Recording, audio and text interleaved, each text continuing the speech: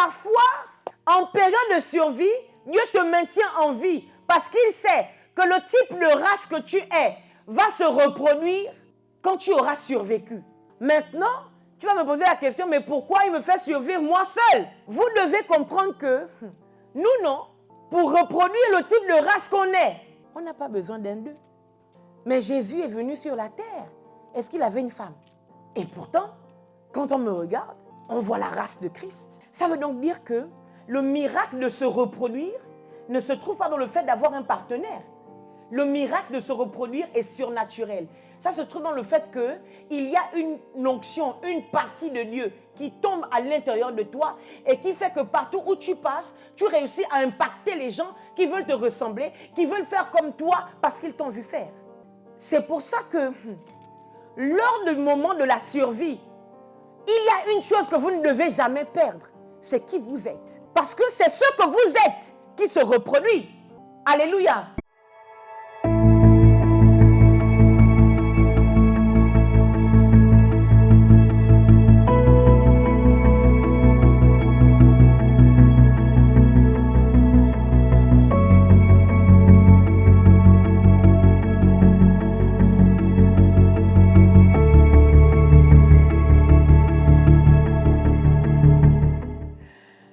Saint-Esprit, tu es saint, tu es bon et nous te vénérons, c'est le terme. Nous te vénérons réellement. Ma prière cet après-midi, s'il te plaît, c'est que tu viennes à mon secours pour que je puisse faire ce pourquoi je suis née.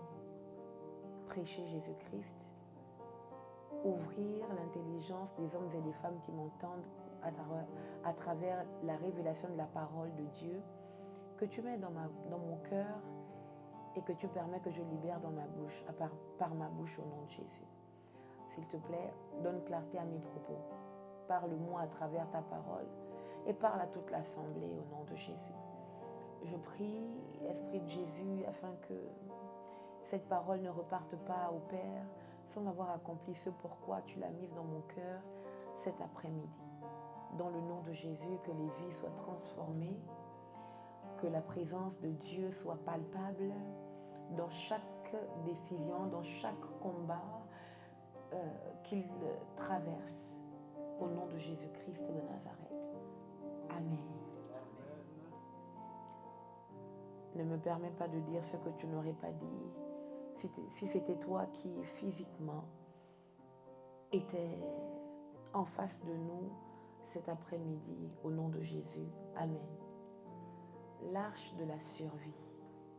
Genèse 6, à partir du verset 11. Mais aux yeux de Dieu, les habitants de la terre sont pourris. Le monde est rempli de violence. Ça, c'est quelle affaire? Dieu regarde la terre, il voit qu'elle est pourrie. En effet, tous les habitants se conduisent très mal. Alors Dieu dit à Noé, j'ai décidé d'en finir avec les humains. Le monde est rempli de violence à cause d'eux. Je vais donc les détruire avec la terre. Construis pour toi une sorte de grand bateau en bois solide. À l'intérieur, tu le diviseras en plusieurs parties. Tu le couvriras de goudron à l'intérieur et à l'extérieur. Voici comment tu feras ce bateau. Il devra avoir 150 mètres de long, 25 mètres de large et 15 mètres de haut. Tu le couvriras d'un toit et tu laisseras 50 cm entre le toit et les côtés du bateau. Tu mettras la porte du bateau sur le côté. Tu feras 3 étages. Verset 17. Et moi, je vais faire venir sur la terre une grande inondation. L'eau fera mourir tous ceux qui vivent sous le ciel. Tout ce qui se trouve sur la terre sera détruit. Mais je vais faire alliance avec toi. Tu entreras dans le bateau, toi, tes fils, ta femme et les enfants de tes fils avec toi. Tu devras faire entrer aussi dans le bateau un couple de chaque espèce vivante, un mâle et une femelle, pour les garder en vie avec toi.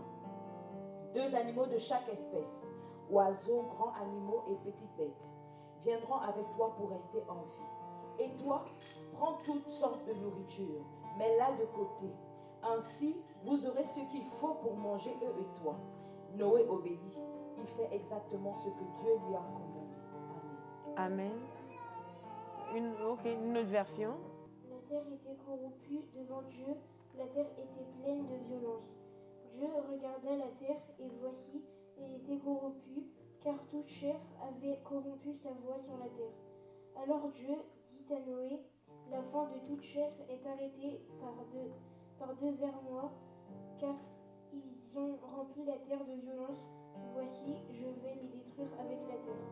Fais-toi une arche de bois, de gopher. Tu disposeras cette arche en cellules et tu l'enduiras de poids en dedans et en dehors. Voici comment tu la feras. L'arche aura 300 coudées de longueur, 50 coudées de largeur et 30 coudées de hauteur. Tu feras à l'arche une fenêtre que tu réduiras à une coudée en haut. Tu établiras une porte sur le côté de l'arche et tu construiras un étage inférieur, un second et un troisième. Et moi, je vais faire venir le déluge d'eau sur la terre pour détruire toute chair ayant souffle de vie sous le ciel. Tout ce qui est sur la terre périra.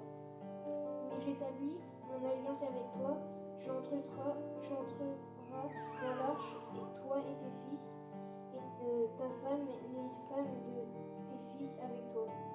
De tout ce qui vit, de toute chair, tu feras entrer dans l'arche deux de chaque espèce pour les conserver en vie avec toi. Il y aura un mâle et une femelle. Des oiseaux selon leur espèce, du bétail selon son espèce, et de tous les reptiles de la terre selon leur espèce. Deux de chaque espèce viendront vers toi pour que tu leur conserves la vie. Et toi, prends de tous les aliments que l'on mange et fais-en une provision auprès de toi, afin qu'ils te servent de nourriture ainsi qu'à eux. C'est ce que fit Noé, il exécuta tout ce que Dieu lui avait ordonné. Parole du Seigneur. Amen. Clairement, lorsque Dieu décide d'entreprendre la construction de l'arche, c'est dû au fait que la terre était pourrie.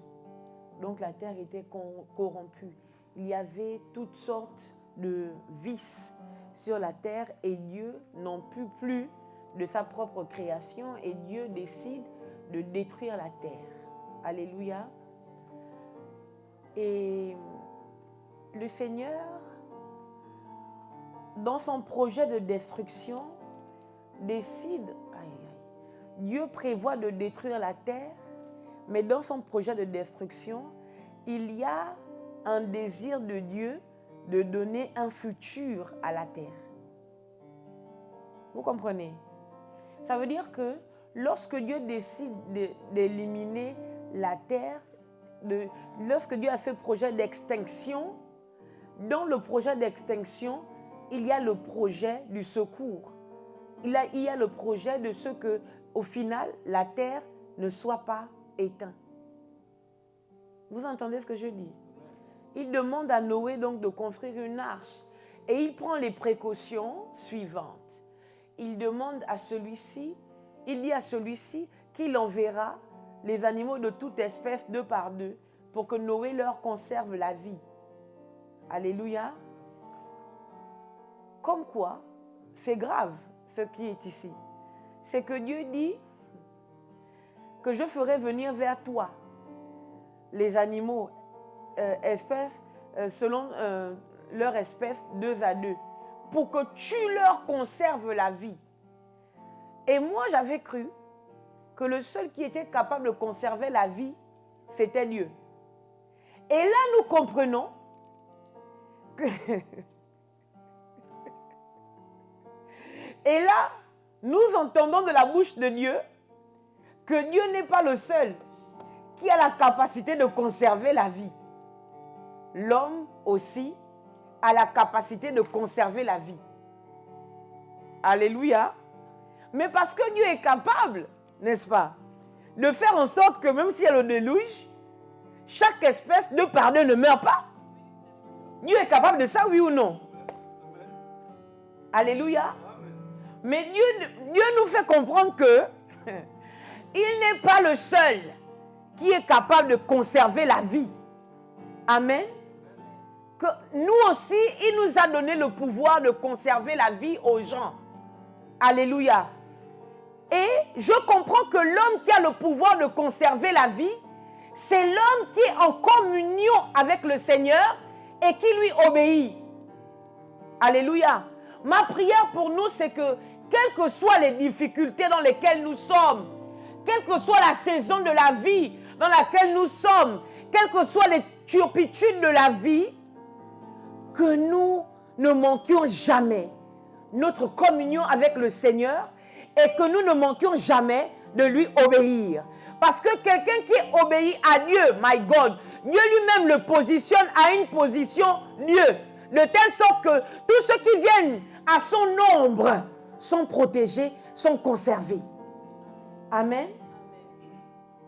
Je parle de l'arche de la survie. Amen. Et j'aime la parole de Dieu. J'aime la parole de Dieu parce que je comprends que même quand Dieu est fâché, il y a toujours un plan de survie. Même quand Dieu veut en découdre, il y a toujours un plan de survie. Même quand Dieu te fait des reproches, ou il vient te reprendre, ou il vient te frapper, il y a toujours un plan de survie. Quand Dieu arrive pour frapper Moïse, la Bible déclare que l'ange de l'Éternel l'attaqua dans le but de le faire mourir. Dieu savait que Séphora était le plan de survie de Moïse. Je nous parle. Ma prière pour toi, c'est que autour de toi ou dans ton environnement, il y ait quelqu'un qui soit le plan de survie de Dieu pour toi. Parce que si tu n'as pas de plan de survie, tu ne survivras pas. Tu mourras. Alléluia. Dieu veut donc détruire la terre, mais il a, dans le plan de destruction, dans le plan d'extinction, il a un plan de survie. Je crois que c'est très difficile qu'un homme meure. Parce que le but de Dieu, c'est que nous vivions. Moi, je pense que quand les hommes meurent, c'est que la personne a décidé d'abandonner. Mais quelqu'un qui bataille pour vivre, très souvent, Dieu la garde en vie. Alléluia. Amen. Et donc, Dieu dit à Noé, construis une arche. Il donne des instructions. Le bois qu'on utilise, le poids qu'on va induire sur l'arche et dans l'arche. Alléluia. Je ne vais pas parler des éléments qui ont servi à la construction de l'arche, mais j'ai envie de parler de la vie dans l'arche. Alléluia. La Bible déclare que l'arche a 3 étages, ce qui me fait penser aux 3 dimensions. Alléluia. Esprit, âme et corps. Amen. Père, Fils, Saint-Esprit. Alléluia. Premier, deuxième, troisième ciel. Alléluia. Premier niveau de la terre, second niveau de la terre, dernier niveau de la terre. Amen. Ce qui me fait penser également au cycle de la vie. On naît, on grandit, on est jeune, et puis on vieillit, on meurt. Alléluia. L'arche de la survie. L'arche de la survie représente toutes ces dimensions que j'ai citées. Alléluia. Et Dieu décide donc d'éliminer la terre et le Seigneur prévoit un plan de secours pour l'unique famille qui a trouvé grâce à ses yeux. Parce que croyez-moi que Noé n'était pas parfait. Ni ses fils, ni sa femme, ni ses petits-enfants, ni ses belles-filles. Alléluia. Noé n'était pas parfait. Mais la grâce de Dieu est tombée sur lui. Alléluia. Pour que Noé reçoive le pouvoir non seulement de vivre, mais de conserver la vie à la création. Amen. Et après qu'il ait donné des instructions, Dieu dit à Noé que je ferai venir vers toi les animaux de toute espèce, 2 par 2, afin que tu leur conserves la vie. Amen. Et Dieu cite les animaux en question. Même si nous ne connaissons pas tous les animaux, nous savons au moins que dans les animaux, il y a des herbivores et il y a des carnivores. Alléluia. Et ma question, c'est de savoir comment le lion a fait pour ne pas manger la brebis. Comment le loup a fait pour ne pas déchiqueter l'agneau. Alléluia. Comment le serpent a fait pour ne pas avaler l'oiseau. Alléluia. Mais c'est des questions qu'on doit se poser. Moi, je pense que l'arche était une sorte d'Éden dans laquelle Noé était Dieu.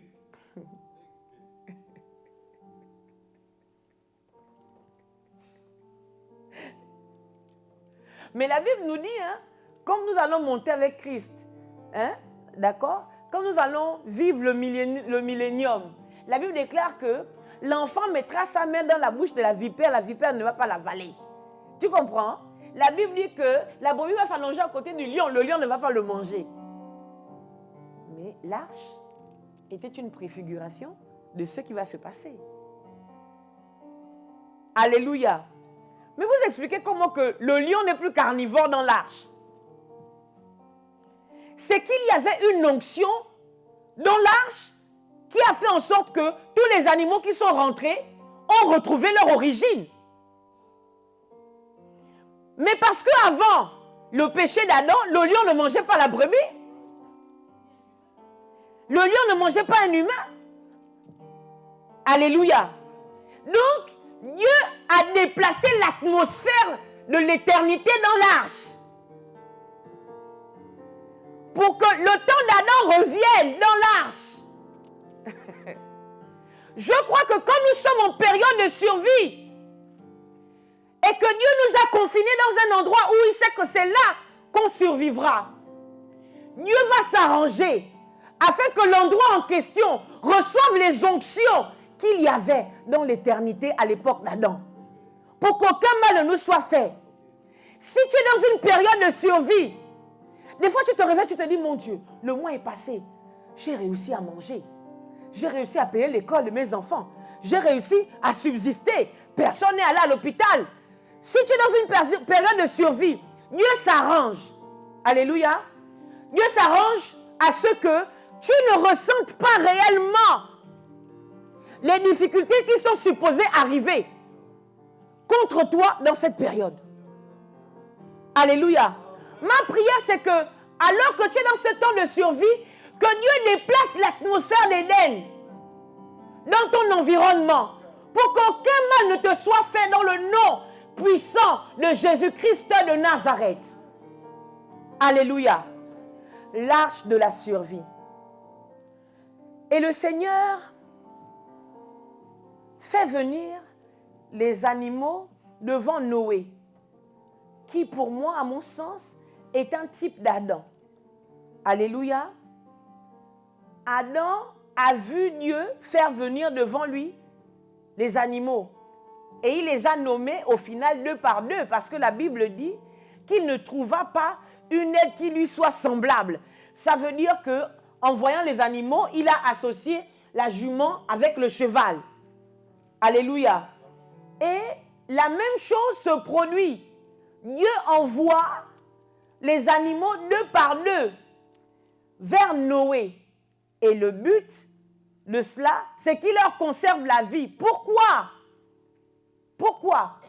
Parce que Dieu ne veut pas l'extinction de sa création, je le dis mieux. Parce que Dieu sait que s'il sauve le cheval avec la jument, cette espèce va se reproduire. Alléluia.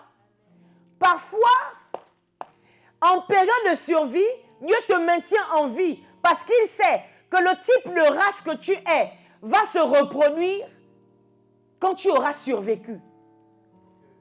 Tu as compris? Maintenant, tu vas me poser la question, mais pourquoi il me fait survivre moi seul? Tu n'es pas 2 par 2. C'est ça, non? Hein? C'est ça. Vous devez comprendre que nous, non, pour reproduire le type de race qu'on est, on n'a pas besoin d'un deuxième. Mais Jésus est venu sur la terre. Est-ce qu'il avait une femme?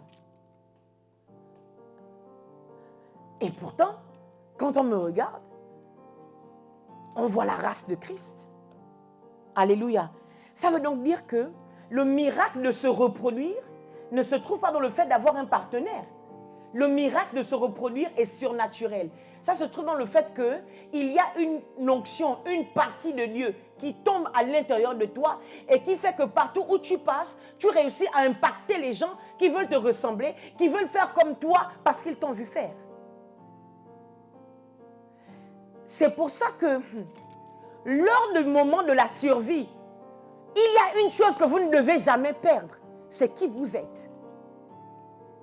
Parce que c'est ce que vous êtes qui se reproduit. Alléluia. Lors du moment de la survie, my God, dans l'âge de la survie, Noé savait qu'il était un humain. Et les animaux étaient des animaux. Je nous parle. Dans l'âge de la survie, chacun a été conservé selon son espèce. Donc la chose que tu dois garder dans les temps de survie, c'est qui tu es, c'est ton identité. Et lorsque Satan emmène Jésus, lorsque le Saint-Esprit emmène Jésus dans le désert pour qu'il y soit tenté, alléluia, lorsque le diable arrive pour le tenter, la première chose que le diable met en cause ou attaque, c'est l'identité de Jésus. Il y a Jésus, si tu es le Fils de Dieu, alléluia, commande à ces pierres de devenir du pain pour que tu puisses manger. Et Jésus-Christ sait que pour prouver son identité, il n'a pas besoin de produire un miracle. Alléluia. Il comprend que pour prouver son identité, il n'a qu'à se connaître lui-même. Je vais le redire mieux. Christ n'a pas eu besoin de prouver son identité. Alléluia. Pourquoi? Parce que son identité s'est imposée dans sa vie, dans son caractère, dans son environnement. Maintenant, j'explique. Quand nous sommes dans l'âge de survie, parce que moi, je crois que l'âge de survie existe déjà. Et pour moi, l'âge de survie, c'est la présence de Dieu qui se manifeste par l'Église. D'accord? Le monde est devenu fou.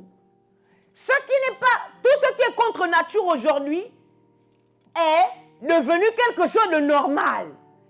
Et ce qui est normal devient anormal. C'est anormal. Vous allez trop à l'église. Vous aimez trop prier. La vie, ce n'est pas ça. Il faut aussi chercher la vie. Il faut essayer de faire les affaires. Il faut essayer de faire ceci. On vous dit que le fait d'être trop attaché à Dieu, non, ce n'est pas ça la vie. Vous ne trouvez pas qu'on est dans un monde de folie? Dites-moi. Si tu refuses de voler et de monter dans ton entreprise, on te dit que tu es malade. Ou bien, alléluia, les gens sont devenus violents. Alléluia. Les gens sont devenus hypocrites, menteurs, tout ce que l'apôtre Paul dit. Mais nous sommes dans les temps où il nous reste des secondes pour que Dieu fasse rentrer le monde dans une destruction sans retour. Alléluia. Et c'est dans cette période que moi je dis que nous sommes déjà dans l'âge de survie. Amen.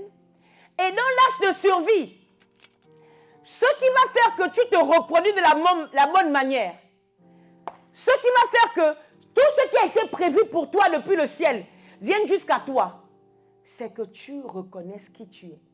Pas que les gens reconnaissent qui tu es. c'est que tu saches qui tu es. Alléluia. Et vous voyez bien que lorsque les animaux arrivent vers Noé, il n'y a pas de désordre. Le chien ne vient pas avec la girafe. Alléluia. Le chimpanzé ne vient pas avec le moustique. Ils viennent chacun avec son contraire. Le mâle avec sa femelle ou la femelle avec son mâle. Est-ce que vous voyez? Alléluia. Il n'y a pas de confusion. Amen. Parce que la confusion est supposée rester à l'extérieur de l'arche de survie. Or, qu'est-ce que le diable est en train de faire? Le diable emmène la confusion dans l'arche de survie que moi, je considère comme étant l'Église. Alléluia. Et on ne sait plus trop. On ne sait plus trop qui est qui dans l'Église. On ne sait pas. Est-ce que c'est une gars? Est-ce que c'est un homme? On ne connaît pas. Dans l'âge de survie, on ne sait plus qui est qui. Le problème de notre arche de survie actuelle, c'est qu'il y a beaucoup de dieux. Dans l'arche de survie de Noé, il y avait un seul Dieu, Noé. Je nous parle. Alléluia. Mais c'est comme une famille. Dans une famille, il y a un seul chef. Le chef de famille. Alléluia. Dans le cas d'espèce, mais parlant de moi, c'est moi le chef de famille. Alléluia. Et ici, là, c'est moi le chef de famille. Alléluia. Quand on rentre dans l'arche de survie, il y a des règles à respecter. Amen. Maintenant, vous comprenez que c'est anormal, ce n'est pas naturel que le lion ait perdu ses envies de chèvre. Alléluia. On comprend donc que, my God, que lorsque nous sommes dans une saison de survie, amen, la première, my God, quand tu es dans une saison de survie, la prière à faire, ce n'est pas Seigneur, fais que je vive. Laisse-moi survivre. Mais puisque tu es déjà dans la saison de survie, ça veut dire que Dieu a décidé que tu vas vivre. Alléluia. Amen. Mais c'est logique. Est-ce que Noé disait encore que fait que le déluge ne nous renverse pas? Non. Alléluia. La prière qu'il faut faire lorsqu'on est dans l'arche de survie, c'est Seigneur, que l'onction, alléluia, que l'onction qui maintient chacun dans son rôle, chacun dans son ordre divin, tombe sur nous. Alléluia. Que dans l'arche de survie, il y ait une main invisible, la main de Dieu. Il y a une onction surnaturelle qui fait qu'il n'y ait pas de perversion. Vous comprenez? Et la, my God.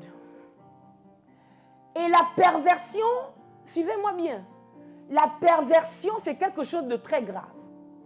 C'est un esprit impur qui frappe fortement, même les élus.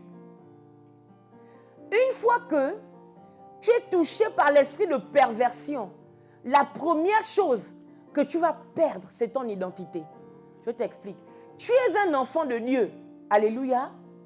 C'est ça ton identité. Amen. Mais tu n'es pas dans l'âge de survie, ou du moins, cette onction n'est pas sur toi.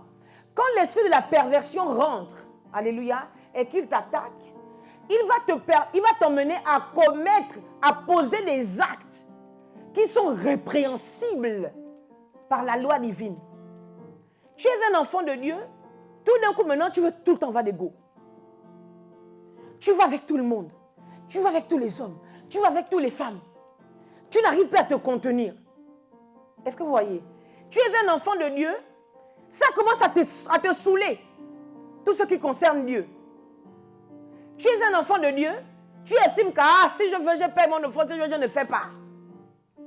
Tu es un enfant de Dieu, tu estimes que si je veux, je prie. Si je veux, je ne prie pas. Il y a un esprit de perversion qui est rentré. Et c'est très grave. Pourquoi? Parce que une fois que ton identité d'enfant de Dieu a été corrompue, tu n'as plus droit à toutes les bénédictions qui sont supposés être aux enfants de Dieu. Mais bien sûr, parce que quand ton identité est corrompue et que tu poses les actes des enfants de ce monde, les conséquences que tu vivras, c'est les conséquences des actes que tu as posés. La Bible déclare que ce qu'un homme aura semé, il le récoltera. Alléluia. Tu ne peux pas vivre incessamment dans la désobéissance et vouloir que la récolte de l'obéissance soit ton partage. Alléluia. L'arche de survie. Je vous ai laissé lire le texte. Maintenant, moi aussi, je vais maintenant aller lire pour commencer mon homélie. Alléluia. Verset 16, je commence à partir du verset 16. Tu feras à l'arche une fenêtre que tu réduiras à une coudée en haut.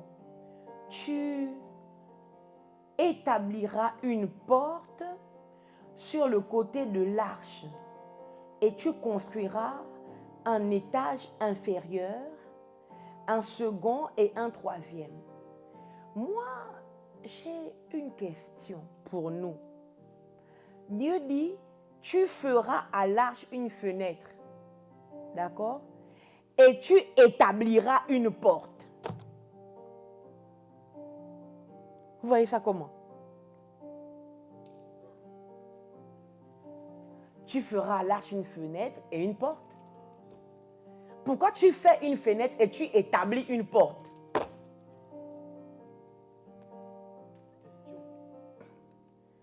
Qui veut tenter sa chance?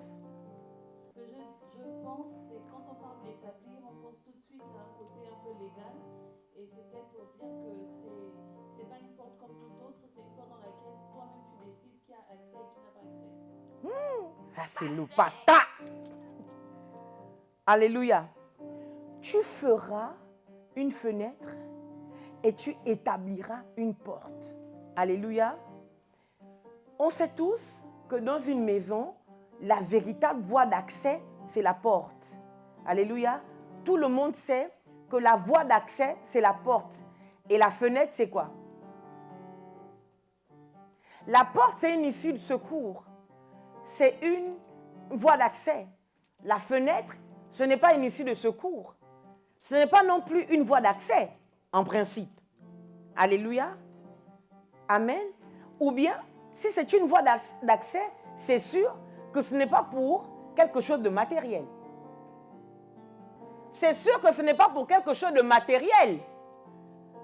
Quand on est dans la maison, on ouvre la fenêtre pour laisser rentrer de l'air, pour aérer un peu la maison. Alléluia. C'est très rare qu'on ouvre la porte pour aérer la maison. Alléluia. Parce que la porte, c'est ce qui nous protège de ce qui peut venir de l'extérieur. Alléluia. La fenêtre, très souvent, on l'ouvre pour aérer la maison. Alléluia. Nous sommes bien d'accord. Dieu demande de faire une fenêtre. Hein? Puis il dit d'établir une porte. C'est-à-dire que quiconque voudra sortir de manière légale, il ne peut sortir que par la porte. Sauf que c'est établi. Quand on établit, ça veut dire qu'il y a quelqu'un qui donne le droit d'accès ou pas. Je nous parle. C'est pour ça que Jésus n'est pas une fenêtre. Jésus est la porte. Alléluia. Et donc, parce que Jésus est la porte, c'est lui qui dit qui passe, qui ne passe pas. Est-ce que je nous parle bien? Et puis le psalmiste dit, porte élevez vos linteaux. Élevez-vous portes éternelles. Et que le roi de gloire fasse son entrée. Mais qui est ce roi de gloire? L'Éternel fort et puissant. Ça veut dire que il y a un pouvoir qui force les portes à s'ouvrir. Alléluia. Tout le monde ne peut pas ouvrir la porte. Amen. Tout le monde ne peut pas ouvrir la porte. Et dans ce contexte, il faut être légitime ou recevoir le pouvoir d'ouvrir la porte. Alléluia. Notre problème, c'est quoi? ou la question que nous devons nous poser, c'est quoi? C'est que dans notre arche de survie, est-ce que réellement, nous savons qui est la porte ou qui a établi la porte? Parce que si tu sais que ce n'est pas toi qui as établi la porte, tu ne te permettras même pas toi-même de sortir comme tu veux. Parce que, quel que soit l'étouffement, en griffe, parce que je ne crois pas qu'il fait tout fait, des animaux, alléluia, comme par exemple Spike, lui il gratte, mais il saute les planches pour aller de l'autre côté faire le désordre. D'accord? Spike, c'est mon chien, pour ceux qui vont me regarder plus tard. Mais pour dire que, quel que soit l'étouffement, ou bien le fait d'être exaspéré, d'être dans cette arche, il n'y a eu personne, même pas les fils de Noé, qui est allé ouvrir la porte. Maintenant, le texte est beau, pourquoi? Le texte est beau parce que lorsque tout le monde est rentré dans l'arche, et les animaux et la famille de Noé, Noé n'a pas fermé la porte. Vous comprenez? Noé n'a pas fermé la porte. Quand l'arche s'est posée et que l'eau était machinée, Noé a ouvert la porte. Donc à l'intérieur de la porte, il y avait le moyen d'ouvrir, de l'arche, il y avait le moyen d'ouvrir la porte. Ou de la fermer, il y avait le moyen de tirer. Il y avait le moyen d'ouvrir. Alléluia. Donc Noé aurait pu fermer la porte. Amen. Mais Noé n'a pas fermé la porte. C'est Dieu qui ferme la porte derrière Noé. Et le moment où Noé ouvre la porte, c'est un moment où Dieu dit ouvre. Est-ce que je peux ramener ça à notre contexte?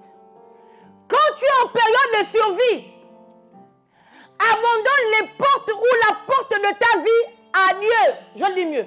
Abandonne la porte de ta vie à celui qui te met en autarcie, à celui qui te fait rentrer dans la période de survie. Ça veut dire quoi? My living God. En période de survie, tout le monde n'a pas le droit de te venir en aide. Je reprends. En période de survie, tout le monde n'a pas le droit de te venir en aide. En période de survie, la seule personne qui doit te venir en aide pour que tu survives, c'est Dieu seul.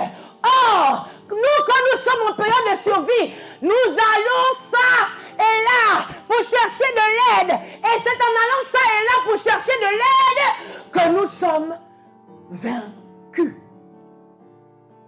Vous comprenez? Est-ce que je vous parle? En période de survie, il n'y a que Dieu qui doit te venir en aide. En période de survie, abandonne la poignée de ta porte, la clé de ta porte à celui qui t'a fait entrer dans la période de survie. Alléluia. Et tu n'ouvriras la porte que lorsqu'il te dira ouvre. Tu la fermeras quand lui va dire je ferme. Je nous parle. Je vous ennuie aujourd'hui, mais je vous parle bien.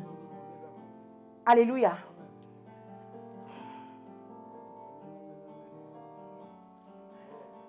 Et la fenêtre. Il a dit à Noé, tu feras une fenêtre. Puis il dit, tu établiras une porte. Amen. Tu feras une fenêtre. La fenêtre, c'est ce qui fait que, même en période de survie, Dieu te permet quand même d'avoir un œil sur le monde extérieur. Est-ce que vous comprenez? La fenêtre, Noé pouvait ouvrir la fenêtre pour envoyer le corbeau, pour envoyer la colombe. Alléluia. La fenêtre, c'est les petits espacements que Dieu rend disponibles pour que tu ne sois pas totalement coupé de ce qui se passe. Alléluia. Mais la porte, c'est l'accès, ou du moins, c'est le lieu de ta révélation, de ta délivrance. Tant que Dieu n'a pas encore ouvert la porte, reste dans l'arche. Je te parle. Tant que Dieu n'a pas encore ouvert la porte, reste dans l'arche. Je vais le redire différemment. Pour toutes les jeunes filles, c'est surtout les jeunes filles qui veulent se marier, non? Elles veulent se marier, hein, maman Tini? Quand tu veux te marier comme ça, là, non? Dieu te met dans l'arche de la survie. Et la porte, tu ne l'ouvres pas si Dieu ne te dit pas d'ouvrir. Si tu ouvres la porte à tout le monde, et je ne parle pas de sexualité, d'accord? Si tu ouvres la porte à tout le monde, un frère va venir, tu dis, peut-être lui, peut-être lui. C'est-à-dire que, peut-être que celui, pourquoi pas lui? Pourquoi pas lui? Tu es dans un truc de dingue. C'est une dinguerie. C'est-à-dire que même toi-même, ton identité, tu la perds. Alléluia. Quand tu es en saison de mariage, tu es dans l'arche de survie. La porte va s'ouvrir seulement pour celui que Dieu a mandaté. Pour t'introduire dans ta saison ou bien dans ton mariage. Alléluia. Tu ne dois pas être ballotté ça et là. Et peut-être que c'est le frère là. Non, je me confonds, mais ça doit être peut-être lui. Et si celui-là me regardait? Non. Non. Dieu va te permettre d'apercevoir un peu par la fenêtre, non? Amen. Mais la porte, celui qui l'ouvre, c'est Dieu. Parce que quand c'est toi qui ouvres la porte, non? Après, le feu commence. Après, tu accuses Dieu.